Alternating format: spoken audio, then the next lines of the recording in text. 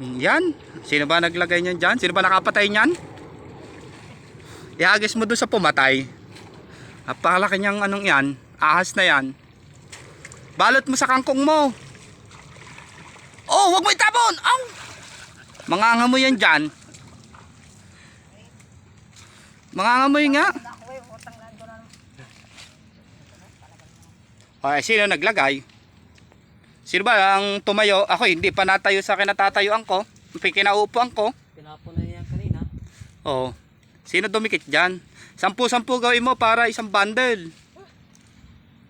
Ano na, mainit Tinukan kong mo, baging na. Hagis! Hagis!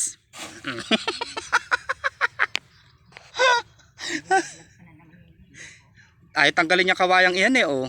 Sasabit na yung medyas mo dyan.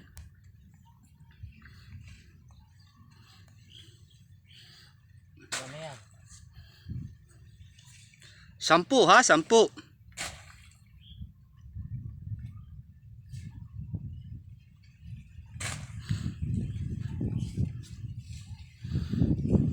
Ano, i-chat ko na sa buyer natin kung nakailan. Ha? Chat ko na kung ilan para makapag-ready ng pagoda. Ha?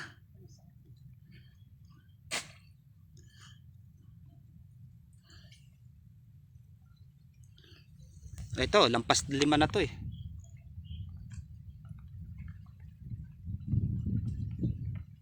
Buwasan ko pa yan. Gusto mo gusto, 5 bandil yan. Nakita ang wallet ko rito.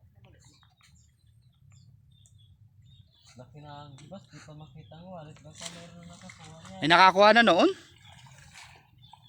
Pagpagin mo maigi para walang dumi. Masailan pa naman yung customer mo.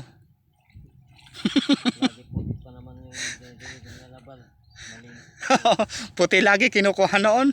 Ang sayo ay Dalmatian.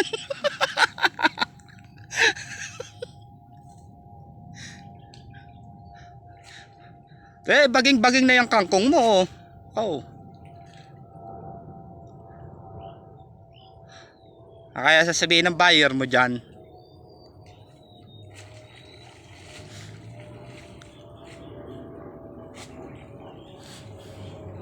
Siksik mo ulit. Hoy. Siksik mo. Sa pala patay yung ahas na yon.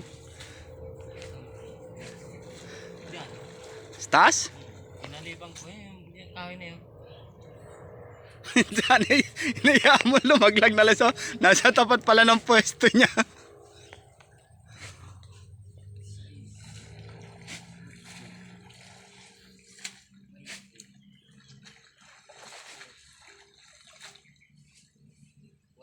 May 4 na.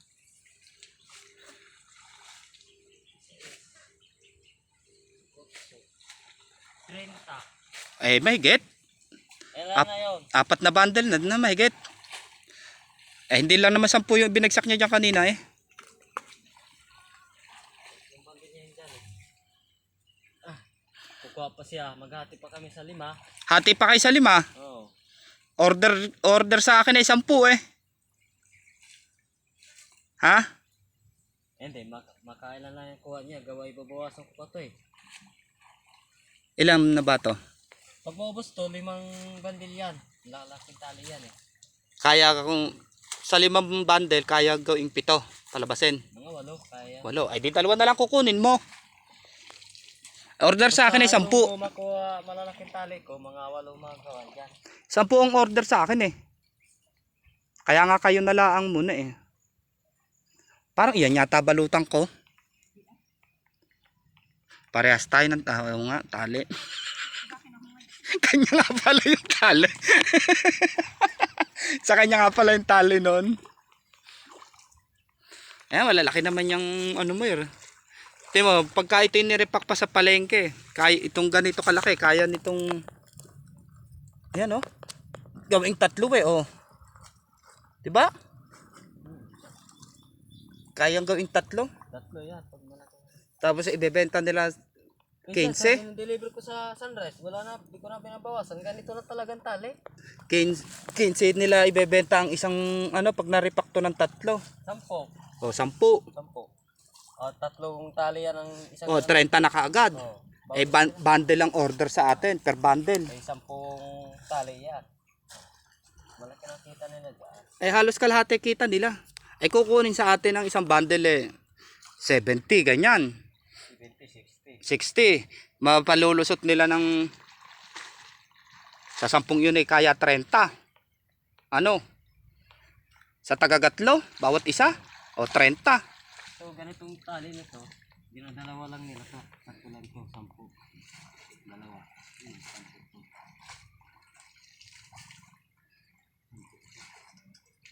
10. Ay, papantayin nyo lang tong gilid ha.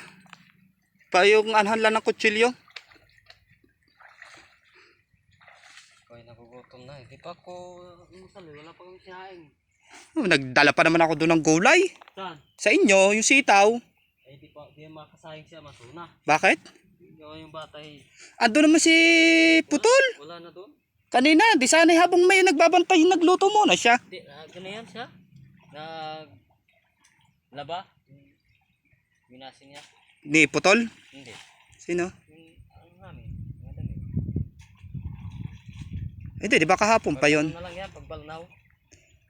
Di ba kahapon pa yata nagwashing? Kapon nga, wasing. Ngayon magbabanlaw. Sayang pa naman ang init. Tapos eh, biglang kukulog na naman, katulad kahapon. Bit lang yun, gawa ay may ano naman kami. No? Dryer. Yung pag ano kahapon, talaga namang kulang na lang. Sumisid ka sa tubig eh. Ang lakas pa naman ng impact ng kulog. Nakakatakot. Kakatakot eh. Takbo nga daw. Iba ko nga kapon, sabi ko. Hindi kaya nga sabi ko ay bahala kayo dyan. Iiwanan ko naman talaga kayo. Eh puta na, hindi ko ipagsasapalaran sa kangkong ang ano. Delikado yun. Delikado. Si Elmer nga takbo daw siya eh. Kuryente. Eh kita mo naman eh, parang naandyan lang sa gubat na yun ng ano. Parang dyan lang ang narinig ko dyan. May tinamaan daw na kambing. Ha? Kambing. Kambing? Narinig ko lang kahapon eh. Yan, lakas ng putok. Sabi, may kambing daw na nadali.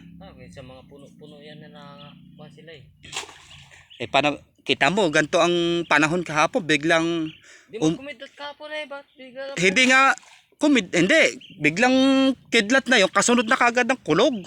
Dagubang na nga dyan sa ibayo. Oh.